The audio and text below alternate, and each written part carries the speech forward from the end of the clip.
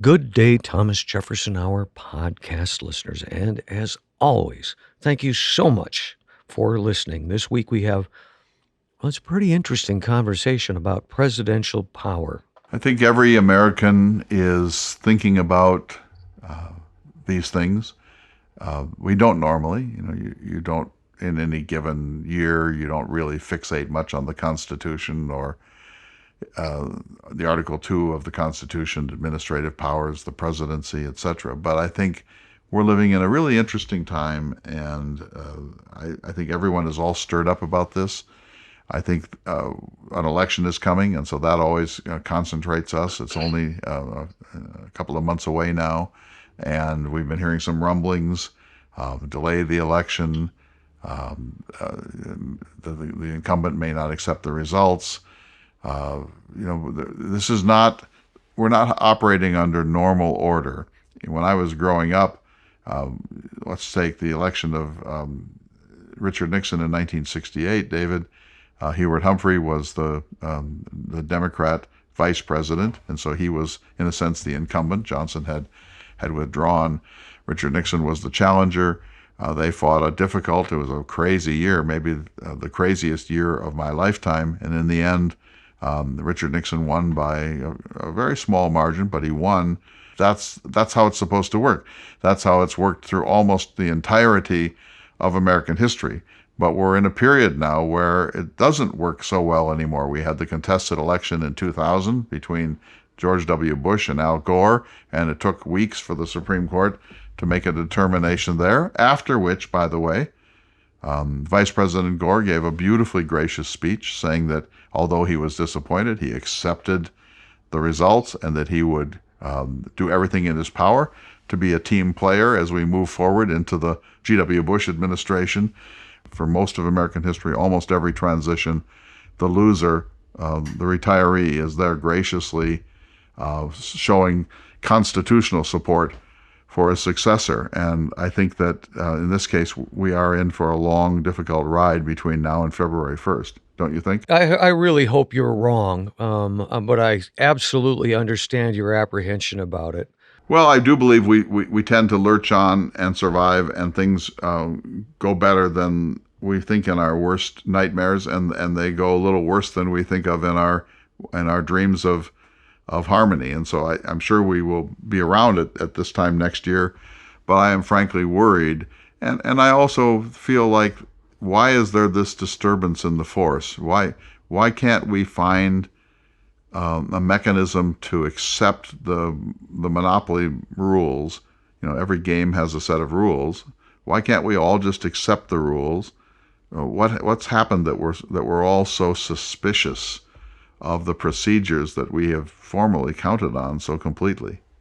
Well, I think there's a lot of forces at work that would like to see American democracy and American society damaged. You just went through, what we're, this list of what we're going through now. The pandemic, the economy. If you look at it from that standpoint, it's kind of amazing that we haven't disintegrated more than we have. Well, we'll see, won't we? I mean, I don't know how you feel, David. I'm interested in your view of this. I wake up some mornings thinking, this can't be happening. And then other mornings I think, oh my goodness, we might really collapse as a culture, and everything in between. But I can't keep a consistent view. Can you? Yes and no. I'm with you there, and there are mornings like that. But I share Jefferson's optimism about the American people. Granted that not every American is engaged or looks at history and understands why it's important that we do consider history when we think about our present time or our future time. But I think the majority of Americans do. And I think the majority of Americans are fair. And I think the majority of Americans are reasonable. And I think that the majority of Americans are going to persevere, and we will survive what's going on. And, some of the changes that are forced upon us might just be good, to reconsider what's important in our lives and to reconsider what we actually need in our lives. So I try to remain optimistic, but I do share what you just talked about, those mornings when you wake up and go, oh man, really? Well, I do believe we'll get through this. I certainly trust science. I trust the CDC. I trust the World Health Organization. I trust Johns Hopkins. I trust the great work that's being done on amelioratives and vaccines. I believe there will be a vaccine. I believe it will be here sooner than some say, but maybe not soon enough. There will be, the latest projection is that by Election Day, more than 200,000 Americans will have died. I hope it doesn't come to that. We seem to be getting on top of the treatment. Once somebody winds up having coronavirus, our treatments are getting better and better and better, and the death rate is dropping. So that's all good news. And I have such faith in science and technology, not reining it in and making sure it doesn't profiteer, making sure that there are no side effects and unintended consequences, making sure it's distributed in a way that's fair to all classes and races and zip codes in America. All those things are politics, but I think that science is the best thing we have right now, and that is straight out of the heart of Jefferson. I mean, Jefferson believed that science meant something bigger. It meant knowledge. Our only oracle, wasn't it? It's our only oracle. We've got to trust the scientists. We should not trust the politicians of either stripe, but we should certainly trust the scientists because they are nonpartisan for the most part, and their work is certainly nonpartisan, and they're doing what they can to save as many American lives as possible, as quickly as possible. And they work what would be called miracles if that weren't such an anti-Jeffersonian term. But essentially they do. They find mechanisms of getting on top of these things that are breathtaking. And I don't even begin to understand it, but I do have the deepest possible respect for what they're doing. And I frankly don't understand why we aren't all listening to them more, because they know what they're talking about and the rest of us don't. And with that, sir, I would bid everyone a thank you again for listening. Yeah, and everyone, please sign up for the Steinbeck Tour in California in March, and we will see you next summer, as usual, on the Lewis and Clark Trail. So keep listening, and thanks, everyone. Thanks for supporting the Thomas Jefferson Hour. We need it now more than ever. Good day, citizens, and welcome to the Thomas Jefferson Hour, your weekly conversation with or about President Thomas Jefferson. I'm your host, David Swenson. The Thomas Jefferson Hour was created by the award-winning humanities scholar and author Clay Jenkinson, and he is the man who portrays President Jefferson when he's here. Mr. Jefferson, it's good to see you, sir. It's been a while since we've talked. I hope you're doing well. Everything is going very well at Monticello, my dear citizen, and I greet all of the people of the United States. I hope that you're staying safe and staying well during these trying times, sir. Monticello is a mountain retreat. I deliberately built on the wilderness, on the frontier. I wanted to be pointing west towards the future destiny of our American Republic. I like the free air, the beautiful freshness of the air at Monticello, and I like to be able, frankly, to look down into the workhouse of nature and see its thunderstorms and its winds and snow beneath my feet. And so I always felt particularly safe and secure at my beloved Monticello. I have a number of questions from listeners to present to you this week, Mr. Jefferson, but I would like to take just a moment, if we might, and talk about the power of the presidency. Perhaps you could explain just how much power a president has. The president has power that has been granted to him by Article 2 of the Constitution of the United States. So we are fortunate in this, our happy republic, that we have a system, a constitution written, ratified by the people, which specifies the powers of each of the three branches of the national government, the executive branch, the legislative branch, and the judicial branch. And the founding fathers who met in Philadelphia in 1787 worked hard to try to determine what powers they would grant to each of those branches and what powers they wanted to reserve to the states or to the people. And so if you ever want to know what powers the president should have, all you need to do is pick up a copy of the United States Constitution that was ratified in 1788, and it specifies this. So the president was meant to be a relatively modest figure in our system. We had all grown up under British colonial tyranny, And that meant not only kings, King George II and then King George III, but it also meant colonial governors. The colonial governors were sent out by the British Crown. These were not always the ablest individuals. They were sometimes people that were owed favors by the Crown. There was a whole system of corrupt patronage.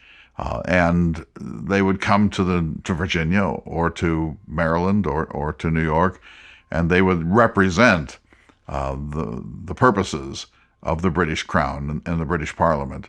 And so we had experienced this and felt tyrannized by it. And when I say tyrannized, I mean it. That we felt that there was a pattern of systematic abuse that led to the charge of despotism or even tyranny. And that's what led us in 1776 to declare independence and to create our own system. When we did, we wanted a much less powerful executive. We wanted legislative supremacy under our system because the legislature is closer to the people. If you have a representative who represents your district of the state, say, of South Carolina, you can watch that person. You can tell him what you want him to do. You can make sure that he doesn't abuse your trust. You can follow his voting patterns. And if you find that he is an inadequate representative of yourself and your neighbors, you can retire him every second year in the course of the Congress and every sixth year for United States senators. And so we wanted our government to have what you might call legislative primacy or legislative supremacy. And we wanted the president to be a relatively less important figure because we had had enough of monarchs and kings and absolutism and even tyranny. And so the president under our system was not meant to be even a fraction as powerful as the presidents that you have evolved in the course of American history. Not everyone agreed with you about that. I think in particular of Mr. Adams. He wrote to you, "Sir, you are afraid of the one eye of the few. We agree perfectly that many should have a full, fair, and perfect representation. You are apprehensive of monarchy, I of aristocracy. I would therefore have given more power to the president and less to the Senate." Yes, I understand that argument. I think he was wrong. Aristocracy is not as significant an issue in the United States as monarchy. There will be a class system, of course. There will be wealthier people and less wealthy people. But an aristocracy is really the rule of the hereditary few, often a self-defined hereditary few. And I don't believe that there is any significant danger of family dynasties controlling constituents over the course of a number of generations. You know, the Adams had 2 presidents in my lifetime, but not a third. And it is very unlikely in the United States that there would ever be a kind of perpetual hereditary aristocratical dynasty. I wanted us to be an aristocracy of merit, that the most excellent people would be the ones chosen to lead us, but they would not necessarily pass that power on to their sons, and in your case, sons and daughters. So I wasn't as concerned as Adams was about that problem. He said, for example, that we needed to keep an eye on the aristocrats, and so we should put them in the Senate, and that way we would be able to hem them in with the balance of the House of Representatives and the possibility of a presidential veto. Let's go back to the original question, the power of the presidency. Now, you said that during the Constitutional Convention, they wanted it to be limited. But if we go by the spirit of the Constitution and established practices, it would seem that that power of the presidency is somewhat limited. But there are presidents who choose to ignore this for what they feel are America's best interests. In fact, sir, you did that. I wouldn't know the example that you're pointing to in which I exceeded my executive authority on behalf of what I took to be a larger the Louisiana Purchase, sir. Well, the Louisiana Purchase, remember, was proposed to us by Napoleon Bonaparte, and I took that treaty and gave it to the United States Senate. And the Senate could easily have voted not to approve the Louisiana Treaty. It was within its power to do so. Or it could have voted to accept the treaty. And the Senate sat in deliberations in the autumn of 1803 and ratified the Louisiana Purchase. So this isn't something that I did by executive order. It couldn't have been done without congressional action. And by the way, once the Senate confirmed the treaty, the House of Representatives had to appropriate the funds. All funding begins in the House of Representatives, not in the Senate. And the House of Representatives could have refused to pay the bill. It could simply have said, we're not going to appropriate monies for this purchase because we don't think that it's wise. And so the Constitution acted precisely as it's supposed to. The president is given the power of foreign relations, but not alone. And once the president conducts a treaty with Britain, as in the Jay Treaty under the Washington administration, or my treaty with Napoleon in 1803, that is not a valid piece of law until the United States Senate deliberates over it and ratifies it. And so the fact that the Senate did ratify, and quickly and by overwhelming numbers, and the House of Representatives chose to fund the package of loans and payments to France, proves that the system worked exactly as it is meant to work. Now, I will tell you that I had some concerns about the constitutionality of the Louisiana Purchase. In other words, whether the Constitution authorizes the acquisition of a vast new piece of territory. But I had no concerns about the president's right to conduct the treaty. Let me say that I don't think I have ever met any American citizen who would call it a bad decision, but is there any instance where a president can exceed his authority and justify it by saying it's for the good of the nation? Yes, later, after I left the presidency, I corresponded with a number of individuals about this very issue. And I said, nearly the highest purpose of a society is to operate according to constitutional principles and to stay within the boundaries that are used to fence in the power of government. That must be nearly the most important of all purposes, to stay within the limits of the constitutional directive. But, I said, there is one more higher purpose. If the country's very survival is at stake, if we must act and act now beyond the principles of the Constitution, because otherwise we would lose not only the Constitution, but the very social fabric which we swore an oath to uphold, that would be a dereliction of duty. Now, I never came to that purpose, to that situation during my 2 terms as president, but I can imagine a circumstance in which it would happen, if it happened. If, for example, the president felt that he just absolutely must declare war against an invading foreign nation, or do something to prevent the complete undermining of our national security. He's entitled to do that in extremity, but here's what he must do. He must then tell the people what he has done. He must say, I traveled beyond the limits of the Constitution in my efforts to save the country. I know that that is a problematic thing to have done. I am now throwing myself on you, the people, and if you choose to repudiate me, you may retire me at the next election, or you may impeach me and convict me in the Senate. It's up to you to decide whether you think that I have done something in so grave a situation that it's justified, or whether I have overreacted and should have let the normal constitutional and legislative practice prevail. But the president in such a moment absolutely, morally, politically, constitutionally, owes it to the people to explain what he has done, to what degree he has violated the strict limits of the Constitution, and to offer them the remedy of repudiating and retiring him. So in general, sir, you feel that you kept that oath? Yes, the only time that I went beyond it was not the Louisiana Purchase. During the embargo crisis of 1807, 08, and the beginnings of 09, when we were essentially being forced into a war against Great Britain, I encouraged the Congress to pass a series of embargo acts, and Congress did, so that's the right remedy.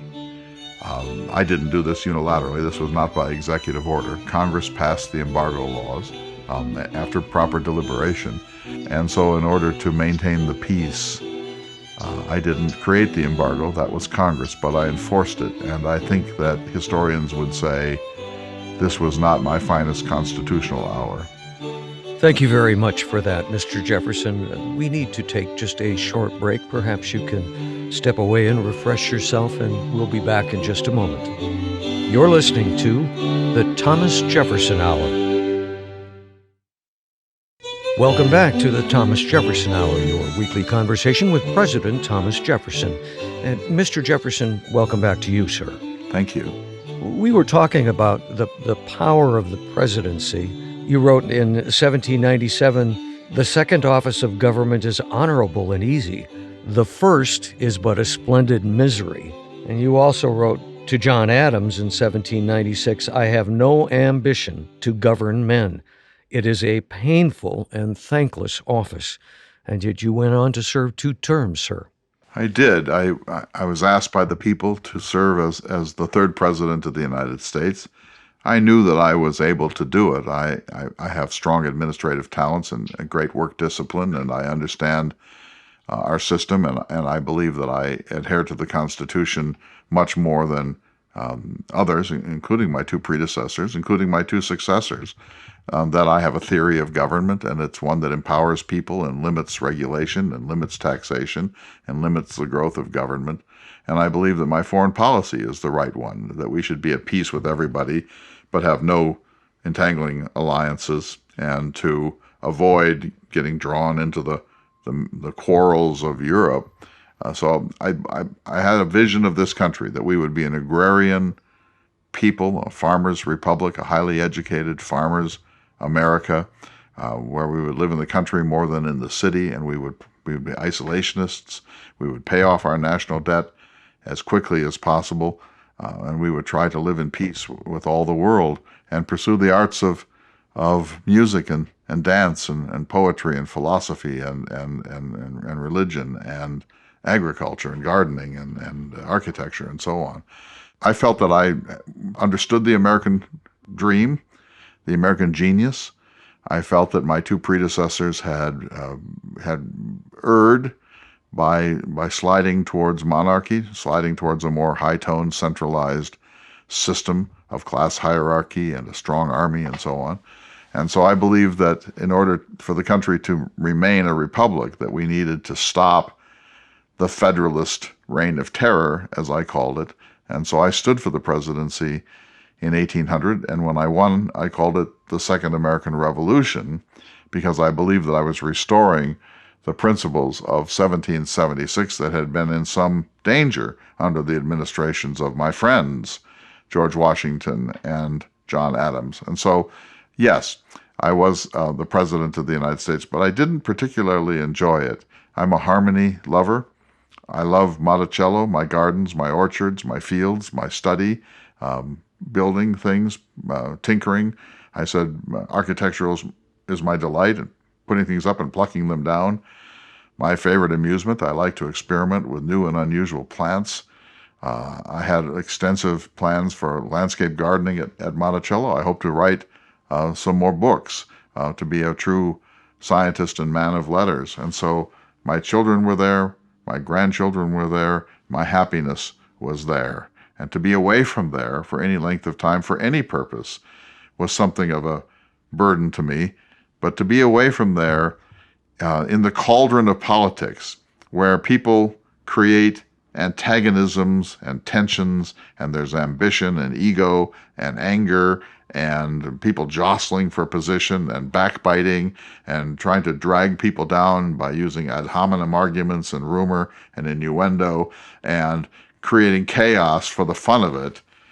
I have no interest whatsoever in that. I'm a utopian. I wanted us to have a system of farmer representatives who would meet in Washington, and they would say what's best for the country, and in a few weeks they would make sober and rational determinations with the greatest amount of harmony possible. It's not that they wouldn't disagree, but they would disagree as rational friends and under majority rule, and then having had that session, they would return to their farms and live in happiness again for the rest of the year, or maybe for the rest of their lives. And so that was my ideal, and it was the farthest reach from the actual way that politics tends to work.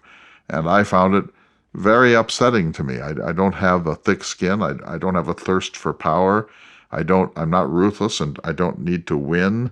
I don't want to damage other people in the pursuit of my own ideas. I'm always seeking conciliation and harmony. And so it literally wounded me to be a public figure, to be the target of people's ire. And I would say to my grandchildren, they don't know who I am. They've created a caricature, a bogeyman, a straw man that they call Thomas Jefferson, and they attack and hate him, but they don't know me whatsoever. And if they did know me, they would not attack me, because whatever else is true, I'm a mild-mannered, polite human being who doesn't like conflict. And so they're manufacturing hate and manufacturing conflict for the fun of it, without the slightest real regard for who I was as a man, as a father, as a farmer, as a gardener, as a Virginian, as a reader of books, or as a citizen. And so it was wounding. And I only did it because the people asked me to do it, and because I felt that it had to be done. But I would have greatly preferred never to have lived in a revolutionary time, and I would greatly have preferred never to have been the vice president or the president, or for that matter, the governor of the state of Virginia. Noted, sir. Be that we're talking about presidential power, I have a couple of questions from listeners. The first one comes from Joel Goldberg, who is a lifelong Chicago resident. He writes, quote, "As it is well documented, Chicago and Illinois lead the nation in corruption of elected officials. In light of the recent riots and violent protests, as well as the high murder rate and shootings in Chicago, the president, our current president, has mentioned that if local officials cannot get the state under control, he will intervene.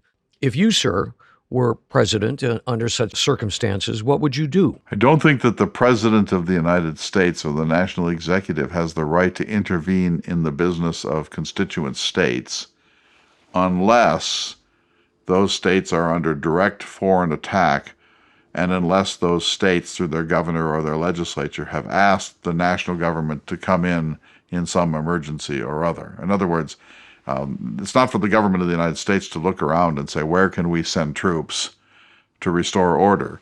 It may come to that. I can give you several examples. There was Shays' Rebellion in western Massachusetts, and federal troops did get involved to a certain degree. And in the Whiskey Rebellion of 1794 and 1795, federal troops became involved at the invitation of state governors. The president clearly has a duty to maintain order in our republic, but he doesn't have a unilateral power to send troops around within the borders of the United States unless the very survival of the country is at stake. And we had a warning about this in my own lifetime, because when the Whiskey Rebellion occurred, this was now a pretty difficult situation, and the President of the United States, George Washington, actually led troops out into the western regions of Pennsylvania and Virginia to quash this rebellion. And I felt that it was an overreaction. As you know, I like a little rebellion now and then anyway, and I thought that it was a little bit unseemly for President Washington to take on that responsibility. And then later, during the Quasi-War under the Adams administration, Adams found himself forced to invite George Washington to come out of retirement and to prepare to fight off the French. And Washington agreed to be a figurehead, but he insisted. He absolutely insisted that Colonel Hamilton be his coadjutant. This really rankled all of us, but particularly John Adams. And when that war did not happen, Hamilton wanted to use that provisional army that had been built to fight off a French invasion. Instead, he said to march down into Virginia and the Carolinas to overawe the local disrespect that some people held for the national government and held against Colonel Hamilton. And so you see how this can go wrong. It didn't happen in the end, but Hamilton wanted to lead an army against the people of the United States who honestly disagreed with the policies of the Federalist Party and the policies of the Adams administration. A second question on the same subject, sir. It comes from Brett Marshall, who listens on High Plains Public Radio in Garden City, Kansas. He writes, "What would Jefferson recommend to deal with the executive branch and its use of federal agents, etc., to arrest citizens who are peacefully protesting?" Peaceful protest is a central feature of human freedom. I said the tree of liberty must be refreshed from time to time with the blood of patriots and tyrants. That is its natural manure. We protested against British colonial acts, the Stamp Act, the Townshend Acts, the Intolerable Acts, the closing of the port of Boston. We protested. We protested by writing pamphlets and state papers. We marched in the streets peacefully. We marched in the streets with some property damage at times. For example, the throwing of those crates of tea into Boston Harbor in 1773. We burned effigies of British ministers and sometimes effigies even of George III, the rightful king of England. We understood that humans cannot be free unless they have the right to dissent. Their dissent will sometimes be wrong-headed. It will sometimes be irrational. It will sometimes be reactive. It will sometimes be an overreach. If the facts are explained to people, I hope that they will calm down in many instances. But even when people are reacting irrationally, it's still a sign that the spirit of freedom is alive and well in the American people, and we should cherish that. A certain volatility about our freedom is central to the happiness of humankind. And so if we're going to put down a rebellion or an insurrection, it's in the interest of the state to put it down with the least possible use of federal authority, the least possible violence, and whenever possible, our order should be kept by local constables, local officials, by state government, not by the national government of the United States, although, of course, everyone can posit some extreme situation in which federal troops must be sent to protect the country or to quash an insurrection somewhere. Mr. Jefferson, you're very famously known for writing, quote, "There is no justification for taking away individuals' freedom in the guise of public safety." But in the heat of the moment, when citizens are fearing for their property or their lives, sometimes those judgments are hard to make. Yes, I believe in order. I love peace. Peace is my passion. I never struck anyone in the whole course of my life. I hate violence. I believe the wanton destruction of property is a bad thing, especially if it damages innocent and well-meaning people's investments in their own business or their own lives. I think no reasonable person can celebrate this sort of thing, of course. But the fact is that an insurrection, a rebellion like Shays' Rebellion, didn't come out of nowhere. Daniel Shays was the leader of a group of farmers in western Massachusetts who had been good patriots, who had fought in the war to deliver us from British bondage. And they found that in the post-war economic chaos, that they were unable to pay their rents. They were unable to make their farms profitable or even to pay their bills. They asked the Massachusetts legislature for relief. The legislature was indifferent, told them that they would just have to weather the storm and that there was no relief that they could possibly offer to them. They asked again. They pushed hard for some sort of commiseration by their elected representatives. And when they didn't get it, they finally reluctantly armed themselves and stopped some foreclosures and closed some courthouses. And this became known as Shays' Rebellion in 1786. It indirectly led to the Constitutional Convention of May of 1787 because the Founding Fathers, of which I was not one, so overreacted to this rebellion that they wanted to create a much more high-toned, centralized, authoritative sort of American government. And so these poor farmers were asking their legitimate representatives to help them, and when they were turned away with some contempt and having exhausted all peaceful means, then and then only, they took charge of their destiny and stopped some foreclosures. They may have tarred and feathered a person or two and burned a house down here or there, and I don't admire that, but I don't condemn it out of hand. I don't condemn out of hand the rising tide of discontent that sometimes must even rise to the point of violence, Because if you renounce violence as a tool of human liberty, you will not have human liberty. I ask everyone who's listening to this, even those who might be aghast by these principles, to read history, to read the history of Rome, to read the history of culture, and realize that there are times when the people become so exasperated that they must use spasms of violence, the burning of the Bastille, the French Revolution, the Reign of Terror, and we must try to avoid situations that will devolve into this kind of chaos. But when it does happen, the state's interest is in restoring order with as little use of violence as possible. Well, to close out this question, sir, what I'm hearing from you is that you have respect for citizens who show enough bravery and character to stand up for what they believe is right. It sounds as if you stand with them. Some of the arguments against that were used against the American Revolution. People who were obsessed with order said, well, we can probably learn to work around the problems, and maybe the British will be nicer next year or next decade, and it's harder to rebel than simply to shrug your shoulders and put up with this systematic abuse. And nobody wants to have to leave their home and take up arms against a government. And all these arguments existed. Of course, none of us wants to be a revolutionary. For every person who's an incendiary, there are 1,000 or 100,000 or 1,000,000 who just want to lead their lives in peace and quiet. And so when a people is finally so exasperated that it takes to the streets, then that is something that an enlightened civilization needs to look at carefully. In other words, all right, so suddenly there are 100,000 people on the streets of Boston. The government should say, there must be a reason for this.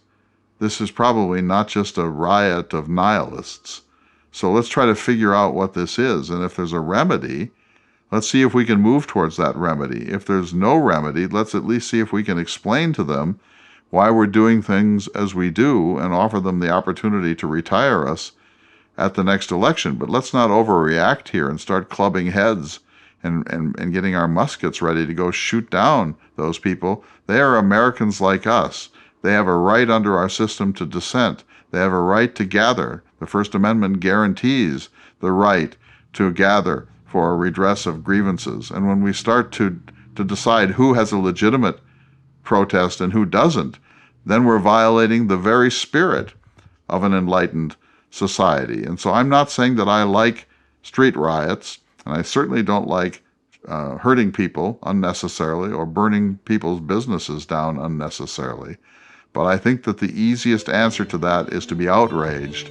That's not a very good answer. A better answer is to try to listen, to try to figure out what it is that's actuating this rebellion, because these are fellow Americans with equal rights, and they are guaranteed by the First Amendment, which I would invite every single person listening to go read and read carefully. And one more thing, if you love this country, you must remember that it was born in protest. You owe everything to people who showed the very dissent that some conservatives in your culture are now saying is illegitimate. Mr. Jefferson, I thank you so much for this week's conversation. It's so good to talk to you again, sir. You are most welcome, sir. We're going to take a short break, and when we return, we'll be speaking with the creator of the Thomas Jefferson Hour, Mr. Clay Jenkinson. You're listening to the Thomas Jefferson Hour. Welcome back to the Thomas Jefferson Hour, your weekly conversation. Well, this week we did have a weekly conversation with President Thomas Jefferson. A number of listeners have said, where is President Jefferson? It was very good to have him back. And Mr. Jenkinson, you are back from your annual Lewis and Clark trip. Before we go there, can I sneak in a couple of things about Alaska, sir? Yes, but let me sneak something in before that, and that is this. Certainly. So people who have been listening to this show, in which you have had listener questions about dissent and about federal troops going into cities like Portland and so on, I just want everyone to know this, that in the previous 40 minutes, I have tried to stay absolutely 100% in Jefferson's mind, his outlook, and his language. that I have not attempted to embellish in any way Jefferson's view of these things. That I invite everyone to go to the letters of Jefferson and to read his accounts of the right to dissent and what happened during Shays' Rebellion and what happened during the Quasi War and what happened during the Whiskey Rebellion in 1794 and 1795. Of all of the founding fathers, Jefferson is the one who wants to cherish dissent, including at times violent dissent. Now, you may disagree with that, but in doing so, you're not disagreeing with me. You're disagreeing with Thomas Jefferson. And so it's an interesting part of his character, this kind of bloody-mindedness, this kind of a special embrace of dissent, including at times violent dissent. All historians wrestle with this, David. But the fact is that this is Jefferson. And when we now talk about sending unmarked, unidentified federal troops into our cities without them having been invited by the governors of those states, we are on extremely dangerous ground. Whenever there's an army that doesn't answer to our due process, it raises questions of habeas corpus. It raises questions of the 10th Amendment to the Constitution, which reserves to the states the right of self-sovereignty in most instances. It removes the concept of transparency, that if there are going to be federal troops, they should cheerfully identify themselves and say why they are there and to whom they answered. But the idea of kidnapping, or let's say arresting someone on the streets, throwing them in a van, taking them someplace for 5 hours or more without allowing them access to an attorney, that is a fundamental violation of the concept of habeas corpus, and every American should be appalled by this. We should be watching it with extraordinary vigilance, and we should be insisting that habeas corpus, that is, that every person who's ever taken has a right to have an attorney and to be shown publicly that she or he is alive and that they are being treated with respect and due process. Those are as close to the fundamental rights of human beings. It goes back in some respects all the way to the Magna Carta. And the fact that we're playing around the edges of this thing is extremely alarming. But my point is that what you have heard in the last 40 minutes is not my opinion. What you've heard in the last 40 minutes is Thomas Jefferson's view of dissent. Noted, sir. And I was not surprised at all to hear Jefferson state his views on public protest and on dissent. He's quite consistent on that. However, that doesn't necessarily make it any easier for us to understand the difficult times we're going through now. I'm so confused, David. I of course I believe in order. We all know that there are some bad actors out there in these street actions. That a certain type of person, very minor, but a certain type of person is just drawn to mayhem. I've met some of these people in the course of my life, that some people just love to tear things down and destroy things, that there are nihilists and anarchists of the worst sort that circulate, and they gravitate to moments like this. We all know this, but they are a tiny minority, and they must be sequestered, arrested, prevented from damaging legitimate movements of protest.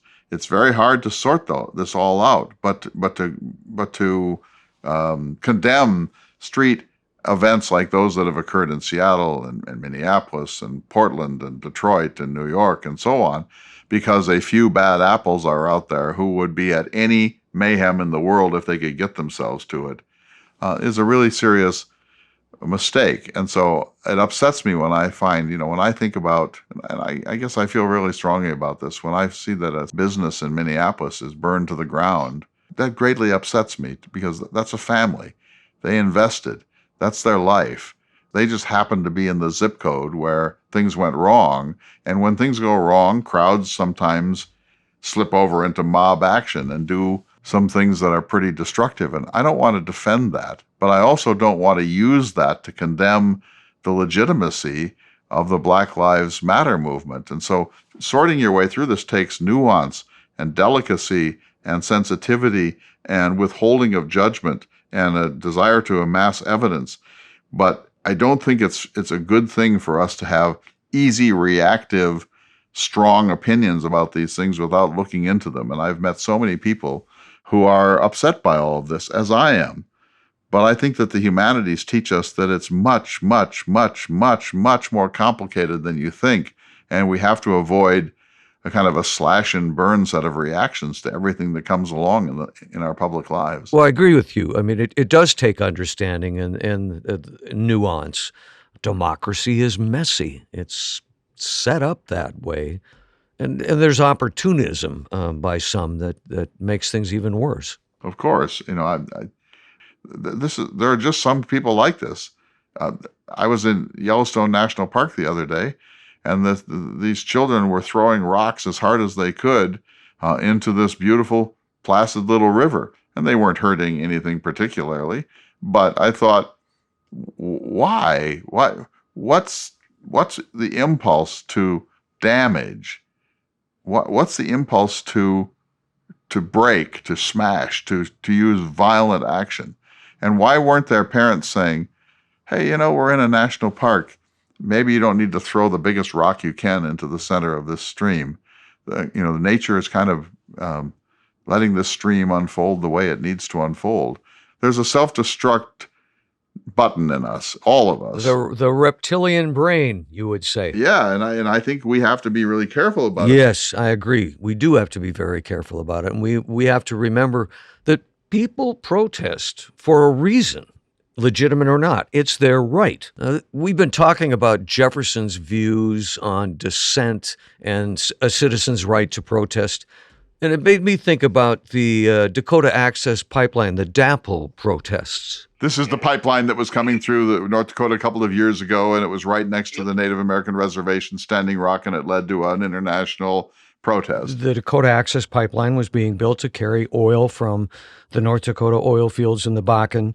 And initially, the plan was that the pipeline would cross the Missouri River just north of the city of Bismarck. And for whatever reason, it was decided that to have the pipeline cross north of the capital city of North Dakota was not such a good idea. So it was moved 40, 50 miles south. And this would put it just north of some cities located on the Standing Rock Reservation. The people of Standing Rock did not think that was a very good idea. And that was really the cause of the protest. There's much more nuance to it than that. But I had the opportunity to meet with Dave Archambault, who was the chairman of the Standing Rock Sioux Reservation at that time. Really an extraordinary gentleman. He talked about what happened. Now, when the protest started, to go down there was really an amazing thing. I mean, the sense of community and the sense of purpose, and it was a completely peaceful protest. But Dave told me as time went by, there were over 700 organizations that started GoFundMe programs to gain financial support and notoriety. And things took a turn for the worse around that time. And that's not to delegitimize any protest, but there is opportunism that goes on. But again, you talk about nuance. We have to remember people protest for a reason. And there are legitimate reasons to protest.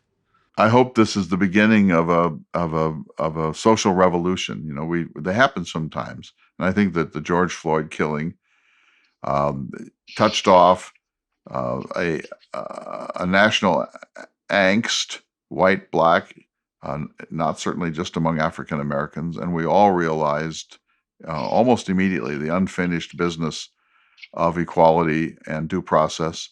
And I think we're all really having a hard time with this. I know I am.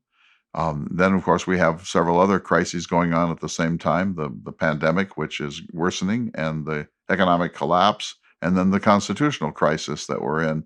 And so almost everyone I know, David, is on edge. Yes, we all are on edge. And if you think about it, that might be why those kids were throwing those big rocks in the river, Clay. Yeah, it may well be, and it's not the worst thing in the world to throw a big rock in a river, but there's an impulse. There's a reptilian impulse.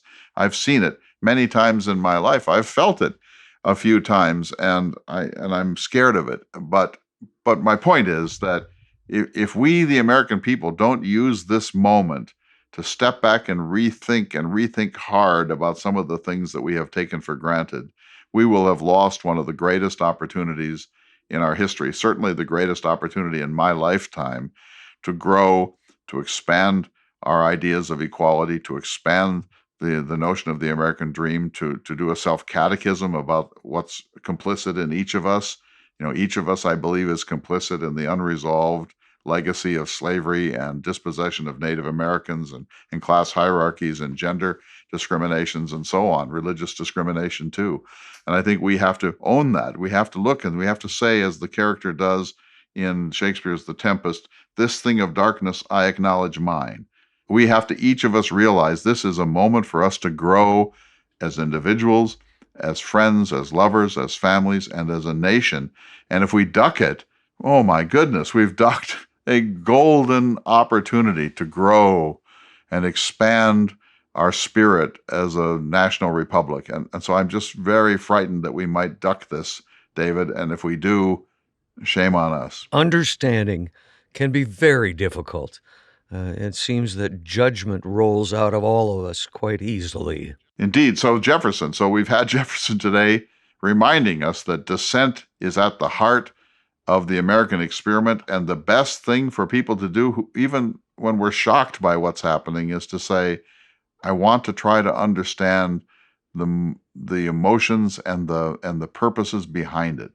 I'm going to try to discipline myself to understand the rage, the fear, the pent-up frustrations, the legacy of slavery and dispossession. I'm going to try to discipline myself to listen to what this is about and not simply to jump to condemnation. Agreed.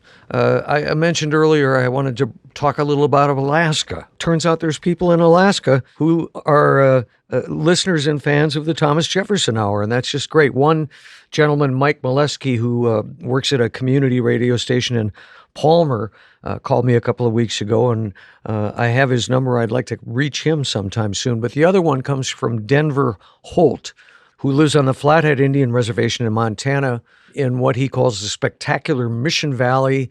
He's a wildlife researcher and nature tour guide, and he studies owls for the Owl Research Institute.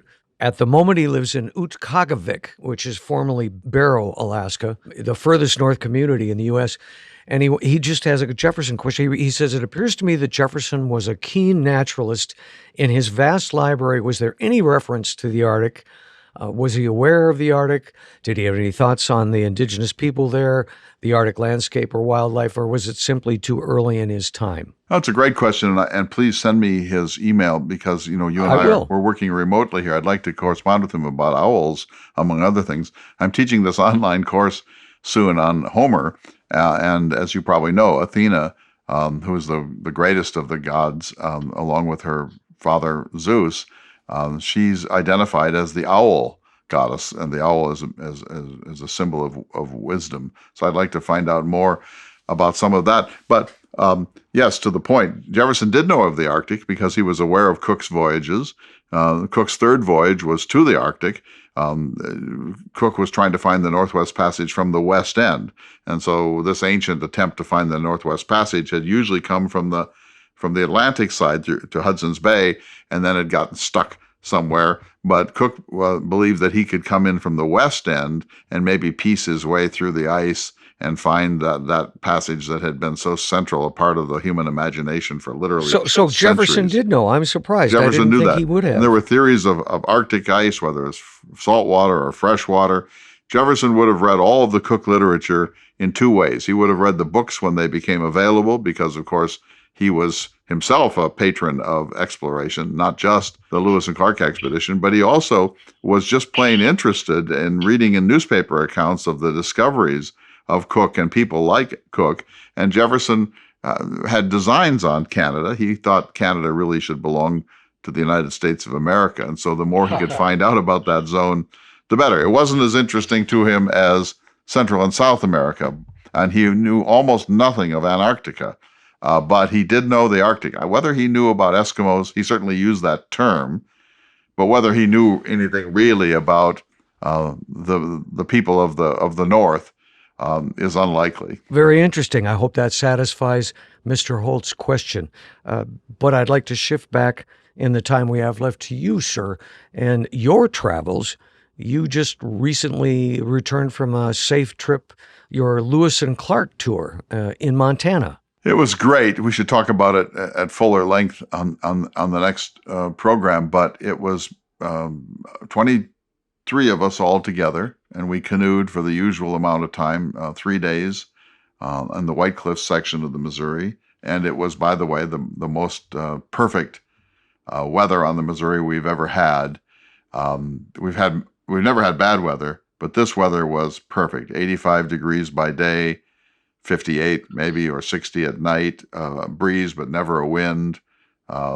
Magnificent. It was absolutely magnificent. The river's a little up. It's a little chillier than usual, but we swam a great deal in it. We went up to the famous hole in the wall. We camped in 2 camps where Lewis and Clark actually camped, Eagle Camp and Slaughter Camp. And as I have said before, at Eagle Camp, we were camping literally in Carl Bodmer's famous painting of the stone gates of the White Cliffs. Then we regrouped and had some showers and a banquet, and then we went up onto the low trail west of Missoula. You know, that is just a beautiful part of the world. I've been there a couple of times, had the chance to hike some of the trails, actually did some recording, some outdoor nature recording out there, and camped up on the low trail. Next week, let's make that a plan that we'll talk more about the Lewis and Clark trip this year, and you can kind of give us some of the highlights. And then the week after that, I believe we are scheduled to talk to Professor Ellis again. So I look forward to both of those conversations, Clay. So much more to say. Thank you, David. We'll see you all next week for another exciting edition of the Thomas Jefferson Hour. The Thomas Jefferson Hour is brought to you each week by Dakota Sky Education. The program is distributed nationally by Prairie Public. President Thomas Jefferson lived from 1743 to 1826, and this program presents his views. President Jefferson is portrayed by the award-winning humanities scholar and author Clay S. Jenkinson.